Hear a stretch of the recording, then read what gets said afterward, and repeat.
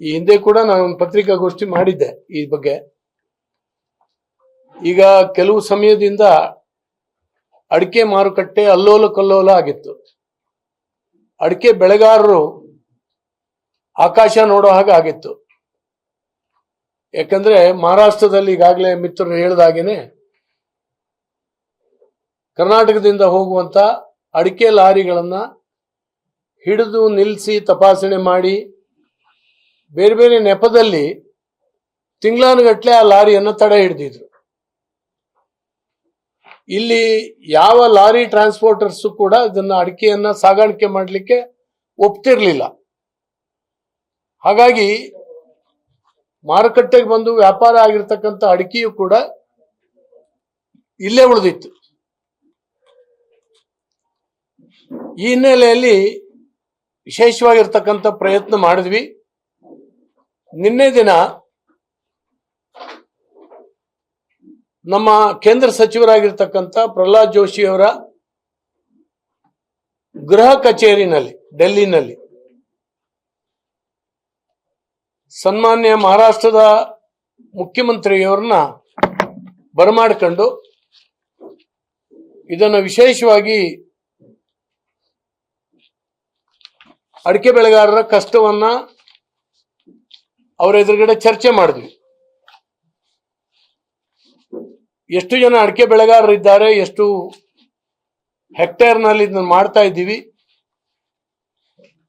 ದೇಶಕ್ಕೆ ಎಷ್ಟು GST ಆಧಾರದ ಮೇಲೆ ಹಣ ಬರ್ತಾ ಇದೆ, ಏಕಾಏಕಿಯಾಗಿ ಈ ರೀತಿ ಆಗೋದ್ರಿಂದಾಗಿ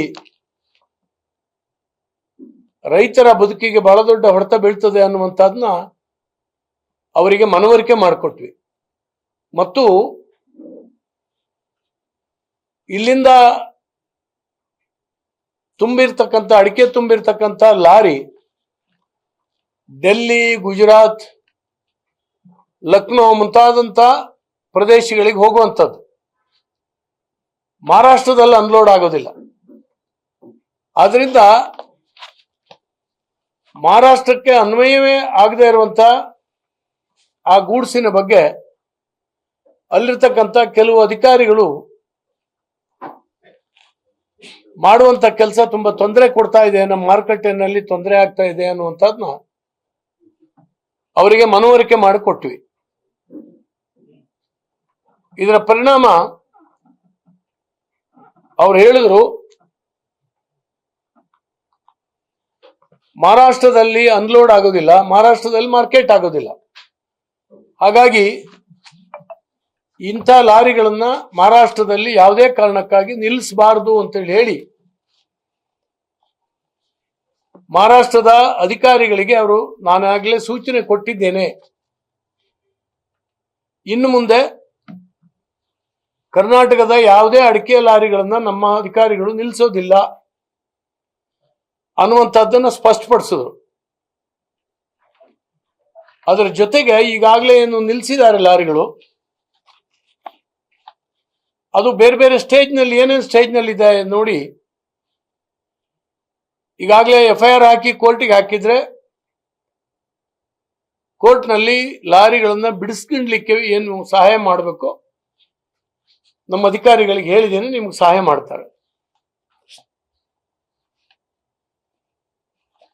ಹಾಗಾಗಿ ಆ ಲಾರಿಗಳನ್ನು ಕೂಡ ಬಿಡುಗಡೆ ಮಾಡಿಸುವಂತ ಪ್ರಯತ್ನ ಮಾಡ್ತೀವಿ ಅಂತ ಹೇಳುವಂತದನ್ನ ಹೇಳಿದ್ದಾರೆ. ಇನ್ನು ಮುಂದೆ ಯಾವ್ದಾದ್ರೂ ಲಾರಿಗಳನ್ನ ನಿಲ್ಲಿಸಿ ಏನಾದ್ರು ತೊಂದರೆ ಆಗ್ತಾ ಇದೆ ಅಂತ ಹೇಳಿದ್ರೆ ಲೋಕೇಶ್ ಚಂದ್ರ ಅಂತ ಒಬ್ಬ ಹಿರಿಯ IAS ಅಧಿಕಾರಿ, ಅವರು ಕೂಡ ನಿನ್ನೆ ಬಂದಿದ್ರು ಮಾನ್ಯ ಮುಖ್ಯಮಂತ್ರಿಗಳ ಜೊತೆಗೆ.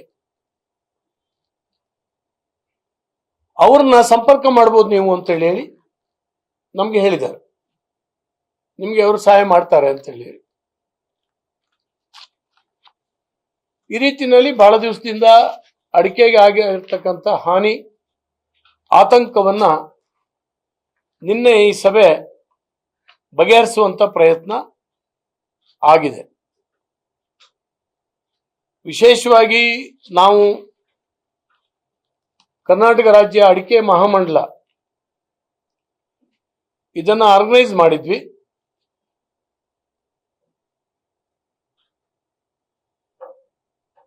ಕೇಂದ್ರ ಸಚಿವರಾಗಿರ್ತಕ್ಕಂಥ ಪ್ರಹ್ಲಾದ್ ಜೋಶಿ ಅವರು ಇದರಲ್ಲಿ ಬಹಳ ದೊಡ್ಡ ಕೆಲಸವನ್ನ ಮಾಡಿದ್ದಾರೆ. ನಾವು ಮಹಾರಾಷ್ಟ್ರಕ್ಕೆ ನಿಯೋಗ ಹೋಗ್ಬೇಕು ಅಂತ ಮಾಡಿದ್ವಿ, ಆದ್ರೆ ಮುಖ್ಯಮಂತ್ರಿಗಳಿಗೆ ವಿನಂತಿ ಮಾಡ್ಕೊಂಡು ಇದು ಕರ್ನಾಟಕ ರಾಜ್ಯದ ಬಹಳ ದೊಡ್ಡ ಸಮಸ್ಯೆ, ನಿಮ್ ಜೊತೆ ಮಾತಾಡಬೇಕಾಗಿದೆ, ಮೀಟಿಂಗ್ ಮಾಡಬೇಕಾಗಿದೆ ಅಂತ ಹೇಳಿದ್ರ ಪ್ರಕಾರ ಅವರಿಗೂ ಡೆಲ್ಲಿನಲ್ಲಿ ಇನ್ಯಾವುದೋ ಒಂದು ಕಾರ್ಯಕ್ರಮ ಬರಬೇಕಾಗಿತ್ತು. ಆ ಸಂದರ್ಭವನ್ನು ಉಪಯೋಗಿಸಿಕೊಂಡು ನಮ್ಮನ್ನೆಲ್ಲ ಕರೆದು ಒಟ್ಟಿಗೆ ಮೀಟಿಂಗ್ ಅನ್ನು ನಿನ್ನೆ ರಾತ್ರಿ 8:30ವರೆಗೆ ಪ್ರಹ್ಲಾದ್ ಜೋಶಿ ಅವರ ಹೋಮ್ ಆಫೀಸ್ನಲ್ಲಿ ಮಾಡಿದ್ದೀವಿ. ಇದರಲ್ಲಿ ನಮ್ಮ ಸಂಸದರಾಗಿರ್ತಕ್ಕಂಥ BY ರಾಘವೇಂದ್ರ ಅವರು, ಮಂಗಳೂರಿನ ಸಂಸದರಾಗಿರ್ತಕ್ಕಂಥ ಕ್ಯಾಪ್ಟನ್ ಬ್ರಿಜೇಶ್ ಚೌಟಾ, ಉಡುಪಿ ಚಿಕ್ಕಮಗಳೂರಿನ ಸಂಸದರಾಗಿರ್ತಕ್ಕಂಥ ಶ್ರೀನಿವಾಸ ಪೂಜಾರಿ, ಬಂಟ್ವಾಳ ಕ್ಷೇತ್ರ ಶಾಸಕರಾದಂಥ ರಾಜೇಶ್ ನಾಯಕ್, ಮ್ಯಾಮ್ಕೋ ಸಂಸ್ಥೆಯ ಉಪಾಧ್ಯಕ್ಷರಾದಂಥ ಮಹೇಶ್ HS, ವ್ಯವಸ್ಥಾಪಕ ನಿರ್ದೇಶಕರಾದಂಥ ಶ್ರೀಕಾಂತ್ ಬರ್ವೆ, ಕ್ಯಾಂಪ್ಕೋ ಉಪಾಧ್ಯಕ್ಷರಾದಂಥ ಪದ್ಮರಾಜ್, ವ್ಯವಸ್ಥಾಪಕ ನಿರ್ದೇಶಕರಾದಂಥ ಡಾಕ್ಟರ್ BV ಸತ್ಯನಾರಾಯಣ್, ಚನ್ನಗಿರಿಯ ತುಮಕೋಸಿನ ಅಧ್ಯಕ್ಷರಾಗಿರ್ತಕ್ಕಂಥ ಶಿವಕುಮಾರ್ HS, ಇಷ್ಟು ಜನ ಈ ನಿಯೋಗದಲ್ಲಿ ಇದ್ವಿ. ನಿನ್ನೆ ಮೀಟಿಂಗ್ನಲ್ಲಿ ಚರ್ಚೆಯಲ್ಲಿ ಎಲ್ಲರೂ ಕೂಡ ಭಾಗವಹಿಸಿದ್ವಿ. ಬಂದಂತ ಇವರೆಲ್ಲರೂ ಕೂಡ ಮಹಾಮಂಡಲದ ಅಧ್ಯಕ್ಷನಾಗಿ ನಾನು ಕೃತಜ್ಞತೆಯನ್ನು ಹೇಳ್ತಾ ಇದ್ದೀನಿ. ವಿಶೇಷವಾಗಿ ಮಹಾರಾಷ್ಟ್ರದಲ್ಲಿ ನಿಮ್ಮ ಮಾಧ್ಯಮದಲ್ಲೇ ತೋರಿಸ್ತಾ ಇದ್ದಾರೆ, ಅತಿವೃಷ್ಟಿ, ಮಳೆ, ಪ್ರವಾಹ ಇದೆಲ್ಲವೂ ಕೂಡ ಇದ್ದಾವೆ. ಇಂಥ ಸಂದರ್ಭದಲ್ಲಿ ಕೂಡ ಬಿಡು ಮಾಡಿಕೊಂಡು ನಮ್ಮ ಅಹವಾಲನ್ನ ಕೇಳಿರ್ತಕ್ಕಂಥ ಮತ್ತು ಸಕಾರಾತ್ಮಕವಾಗಿ ಸ್ಪಂದಿಸಿರ್ತಕ್ಕಂಥ ಮಹಾರಾಷ್ಟ್ರದ ಮುಖ್ಯಮಂತ್ರಿಯವರನ್ನ ಫಡ್ನವೀಸ್ ಅವರನ್ನ ನಾನು ಅಭಿನಂದಿಸ್ತೇನೆ. ಒಟ್ಟಾರೆ ಅಡಿಕೆ ಒಂದು ಒಳ್ಳೆ ಧಾರಣೆ ಬಂದಾಗೆಲ್ಲ ಇಂಥದ್ದೊಂದು ತೊಂದರೆಗಳು ಸಹಜವಾಗಿ ಬರ್ತಾ ಇದ್ದಾವೆ. ಪ್ರತಿ ವರ್ಷ, ಪ್ರತಿ 2 ವರ್ಷ 3 ವರ್ಷಕ್ಕೊಮ್ಮೆ ಬರ್ತಾ ಇದೆ. ಸೊ ನಮ್ಮ ಅಡಿಕೆ ಸಹಕಾರ ಸಂಘಗಳ ಮಹಾಮಂಡಲ ಏನಿದೆ, ನಾವು ಅಡಿಕೆಗೆ ಒಂದು ರಕ್ಷಾ ಕವಚವಾಗಿ ಕೆಲಸ ಮಾಡ್ತಾ ಇದ್ವಿ. ಅದು ಅಡಿಕೆ ಕ್ಯಾನ್ಸರ್ ಕಾರಕ ಅಂತ ಹೇಳಿ ಈಗಾಗಲೇ ಸುಪ್ರೀಂ ಕೋರ್ಟ್ ನಲ್ಲಿ ಇರುವಂತಹ ಕೇಸನ್ನ ನಡೆಸೋದರಿಂದ ಹಿಡಿದು ಕಾನೂನಾತ್ಮಕವಾಗಿ ಬೇರೆ ಬೇರೆ ಸಂದರ್ಭದಲ್ಲಿ ಬರುವಂತ ಎಲ್ಲ ಅಡೆತಡೆಗಳನ್ನ ನಿವಾರಿಸಿ ಅಡಿಕೆ ಬೆಳೆಗಾರರ ಹಿತವನ್ನ ಕಾಪಾಡುವಂತ ಕೆಲಸವನ್ನ ಅವ್ಯಾಹತವಾಗಿ ಮಾಡ್ತಾ ಇದ್ದೀವಿ. ಕಾರಣ ಇಷ್ಟನೇ, ಅಡಿಕೆಗೆ ಒಂದು ಬೆಲೆ ಬಂದರ ಮೇಲೆ ನಮ್ಮ ಸುಮಾರು ಒಂದು 10 ಜಿಲ್ಲೆಯ ಗ್ರಾಮೀಣ ಪ್ರದೇಶದ ರೈತರು ಒಂದು ನೆಮ್ಮದಿಯಿಂದ ಬದುಕುವ ಹಾಗೆ ಆಗಿದೆ. ಧಾರಣೆ ಬಂದಿದ್ರಿಂದ ಅನೇಕ ಪರಿವರ್ತನೆಗಳಾಗಿದ್ದಾವೆ, ಬದುಕಿನಲ್ಲಿ ಅಭಿವೃದ್ಧಿಗಳಾಗಿದ್ದಾವೆ.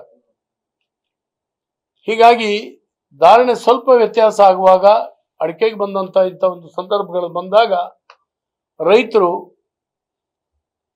ತಡಬಡಾಯಿಸಿ ಹೋಗ್ತಾರೆ, ಏನೋ ತೊಂದರೆ ಆಗ್ತಾ ಇದೆ ಅಂತ. ಆಗೆಲ್ಲ ಮಹಾಮಂಡಲ ಈ ರೀತಿ ವಿಶೇಷವಾಗಿರ್ತಕ್ಕಂಥ ಪ್ರಯತ್ನಗಳನ್ನ ಮಾಡ್ತಾ ಇದೆ. ಕೇಂದ್ರ ಮತ್ತು ಮಹಾರಾಷ್ಟ್ರದ ಸರ್ಕಾರಕ್ಕೂ ಕೂಡ ನಾನು ಈ ಸಂದರ್ಭದಲ್ಲಿ ಅಭಿನಂದನೆಗಳನ್ನು ಹೇಳ್ತೇನೆ.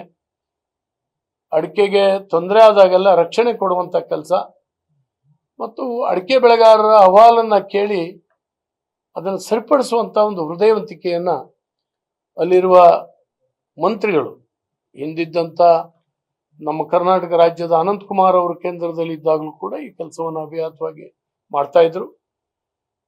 ಇವತ್ತು ಮಾನ್ಯ ಪ್ರಹ್ಲಾದ್ ಜೋಶಿ ಅವರು ಆ ಕೆಲಸವನ್ನ ನಿರ್ವಹಿಸ್ತಾ ಇದ್ದಾರೆ. ಒಟ್ಟಾರೆ ಅಡಿಕೆಯ ಒಂದು ದೊಡ್ಡ ಸಮಸ್ಯೆಗೆ ಪರಿಹಾರವನ್ನ ನಿನ್ನೆನ ಸಭೆ ಕಂಡುಕೊಂಡಿದೆ ಅಂತ ನಾನು ಭಾವಿಸ್ತೇನೆ.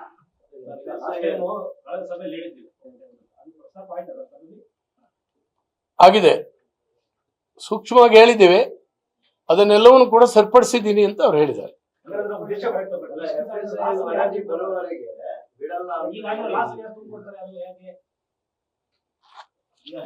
ಏನಾಗಿದೆ, FSSAI ನಿಬಂಧನೆಗಳಲ್ಲಿ ಕೆಲವು ಮಹತ್ವದ ಇದಿದೆ. ನಿಮ್ಗೆ ಗೊತ್ತಿರಲಿ, ನಮ್ಮ ಅಡಿಕೆ ಮೊದಲು ಕೈಯಲ್ಲಿ ಸುಲಿತಿದ್ವಿ ಪ್ರಾಸೆಸ್ ಮಾಡುವಾಗ. ಈಗ ಮಿಷನ್ ಉಪಯೋಗಿಸ್ತಾ ಇದೀವಿ. ನಾವು ನಿನ್ನೆ ಹೇಳಿದ್ವಿ, ಆ ಮಿಷನ್ಗೆ ಸಬ್ಸಿಡಿನ ಕೇಂದ್ರ ಸರ್ಕಾರವೂ ಕೊಡ್ತಾ ಇದೆ, ನಮ್ಮ ರಾಜ್ಯ ಸರ್ಕಾರವೂ ಕೊಡ್ತಾ ಇದೆ. ಆ ಮಿಷನ್ ಉಪಯೋಗಿಸಿ ನಾವು ಸುಲಿತೀವಿ. ಅದರಲ್ಲಿ ಹೊಡೆತ ಬೀಳುತ್ತೆ, ನಟ್ಟಿಗೆ ಗಚ್ಚು ಬೀಳುತ್ತೆ. ಅವರು ಆ FSSAI ರೂಲ್ಸ್ ಪ್ರಕಾರ ಆ ಗಚ್ಚು ಬಿದ್ದಿದ್ದು ಸಬ್ ಸ್ಟ್ಯಾಂಡರ್ಡ್ ಅಂತ. ಇದನ್ನು ಸರಿ ಮಾಡಬೇಕು. ಇನ್ನೊಂದ್ಸರಿ FSSAI ರೂಲ್ಸ್ ಅನ್ನೇ ನಾವು ಬದಲಾವಣೆ ಮಾಡಬೇಕು. ಇದ್ರ ಬಗ್ಗೆ ಹೆಲ್ತ್ ಮಿನಿಸ್ಟರ್ನ ನೋಡ್ತಾ ಇದ್ದೀವಿ. ಕೇಳಿದ್ರು, ಒಳ್ಳೆ ಪ್ರಶ್ನೆ. ಈಗ ಹೆಲ್ತ್ ಮಿನಿಸ್ಟರ್ನ ನೋಡ್ಲಿಕ್ಕೆ ಇನ್ನು ನೆಕ್ಸ್ಟ್ ಅಧಿವೇಶನದ ಸಂದರ್ಭದಲ್ಲಿ ಹೋಗಿ ಅದನ್ನು ಸರಿಪಡಿಸ್ಬೇಕು. ಇಲ್ಲದಿದ್ರೆ ಯಾರಾದ್ರೂ ಅಧಿಕಾರಿ ಕಿರುಕುಳ ಕೊಡ್ಬೇಕು ಅಂದ್ರೆ ಸಾಕಾಗತ್ತದು. ಕಚ್ಚು ಬಿದ್ದಿದೆ, ನಿಲ್ಸು ನೀನ್ ಲಾರಿನ, ಇವೆಲ್ಲವೂ ಕೂಡ ಆಗಿದ್ದಾವೆ.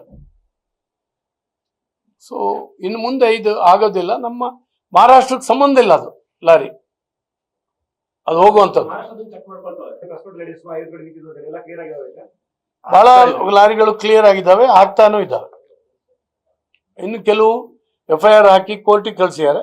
ಅದನ್ನ ಕೋರ್ಟ್ನಲ್ಲಿ ಬಿಡಿಸುವಂತ ಪ್ರಯತ್ನ ಮಾಡಬೇಕು. ನಾನು ಮೊನ್ನೆ ಚೇಣಿದಾರ ಸಭೆನೂ ಕರೆದಿದ್ವಿ, ತೀರ್ಥಹಳ್ಳಿ ಕರೆದಿದ್ವಿ, ಬೇರೆ ಬೇರೆ ಕಡೆ. ಇವತ್ತು ನಮ್ಮ ಶಿವಮೊಗ್ಗ ಜಿಲ್ಲೆಯ ಅಡಿಕೆ ವ್ಯಾಪಾರಿ ಮುಖಂಡರುಗಳನ್ನ ಕರೆದಿದ್ದೀವಿ. 3 ಗಂಟೆಗೆ ಮತ್ತೆ ಸಭೆ ಮಾಡ್ತೀವಿ. ಅಲ್ಲಿಯೂ ಕೂಡ ಅಡಿಕೆ ಗುಣಮಟ್ಟ ಹಾಳಾಗದಿದ್ದ ಹಾಗೇನೆ ನಾವು ತೆಗೆದುಕೊಳ್ಬೇಕಾದಂತ ಎಚ್ಚರಿಕೆಯನ್ನ ತಗೊಳ್ಬೇಕು. ಇಲ್ಲದ್ರೆ ಒಂದಿನ ಅಡಿಕೆ ಬ್ಯಾನ್ ಆದ್ರೆ ನಾವು ಯಾರು ಏನು ಮಾಡ್ಲಿಕ್ಕೆ ಆಗುದಿಲ್ಲ. ಈ ದೃಷ್ಟಿಯಿಂದ ಇದೊಂದು ಸೂಕ್ಷ್ಮ ವಿಚಾರ ಇದು. ಹಾಗಾಗಿ ಅದಕ್ಕೆ ಎಲ್ರ ಸಹಕಾರ ಕೂಡ ಬೇಕು ಅಂತ ಹೇಳಿ ನಾವು ಹೇಳ್ತೇವೆ. ಇಲ್ಲ, ಅವರಿಗೆ ಅಲ್ಲಿರುವ, ನಿನ್ನೆ ನಮ್ಮ ಮಾಹಿತಿಯ ಪ್ರಕಾರ ಅಲ್ಲಿರುವ ಕೆಲವು ಅಧಿಕಾರಿಗಳಿಗೆ ಅಡಿಕೆ ಬಗ್ಗೆ ಮಾಹಿತಿ ಇಲ್ಲ.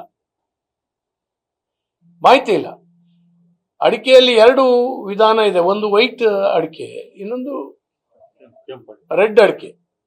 ಈ ರೆಡ್ ಅಡಿಕೆ ಕಲರ್ ಅವರು ಎಲ್ಲದನ್ನು ಕೂಡ ಲಂಸಮ್ ಆಗಿ ಇದು ರಾಸಾಯನಿಕ ಅಂತ ಹೇಳ್ತಾರೆ. ಹಾಗಿಲ್ಲ, ನಾವು ಚೊಗುರು ಉಪಯೋಗಿಸಿ ಪರಂಪರಾಗತವಾದಂಥ ಆಯುರ್ವೇದಿಕ್ ವಿಧಾನದಲ್ಲಿ ನಾವು ಚೊಗುರು ತಯಾರು ಮಾಡ್ತೀವಿ ಅಡಿಕೆ ಬೇಯಿಸಲಿಕ್ಕೆ. ಅದರಲ್ಲಿ ಬೇಯಿಸಿದ್ದನ್ನು ಕೂಡ ಬಣ್ಣ ಎಲ್ಲವೂ ಕೂಡ ಆರ್ಟಿಫಿಷಿಯಲ್ ಅಂತ ಹೇಳಕ್ ಆಗೋದಿಲ್ಲ. ಇದನ್ನು ಕೂಡ ನಾವು ಗಮನಕ್ಕೆ ತಂದಿದ್ದೇವೆ. ಅಲ್ಲ, ಕಲ್ಲರ್ ಮಾಡೋರಿಗೆ ಶಿಕ್ಷೆ ಆಗ್ಬೇಕು, ಅದಕ್ಕೆ ಎಲ್ಲರ ಸಹಕಾರ ಬೇಕು. ನಾನು ಮೊನ್ನೆ ಹೇಳಿದ್ನಲ್ಲ, ಆರ್ಟಿಫಿಷಿಯಲ್ ಬಣ್ಣ ಯಾರಾದ್ರೂ ಹಾಕ್ತಾ ಇದ್ರೆ ಅದನ್ನ ಖಂಡಿತವಾಗಿ ಕಂಡುಹಿಡಿಬೇಕು. ಅಧಿಕಾರಿಗಳನ್ನು ಎಚ್ಚರಿಸುವಂತ ಪ್ರಯತ್ನ ಮತ್ತು ರೈತರು, ವ್ಯಾಪಾರಿಗಳು ಎಲ್ಲರೂ ಸೇರಿ ಇದನ್ನ ಆಂದೋಲನವಾಗಿ ತಗೊಳ್ಬೇಕಷ್ಟೇ.